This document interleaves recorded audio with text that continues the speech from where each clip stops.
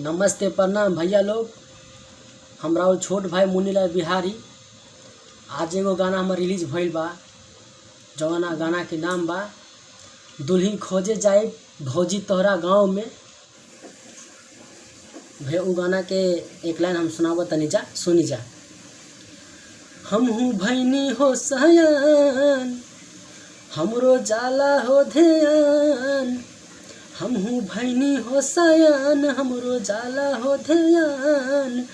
बड़ा मन करे भौजी सूती मेहरी सहंग में है सहंग में, त दुल्हन खोजे जाई भौजी तोहरा गाँव में, त दुल्हन खोजे जाई भौजी तोहरा गाँव में।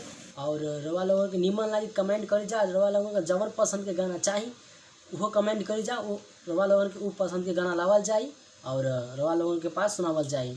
तो भैया हो उ गाना के लिंक जो बा रवा के डिस्क्रिप्शन में मिल जाई। जाई और लाइक करी सब्सक्राइब करी और अच्छे से आनंद ली। जय हो।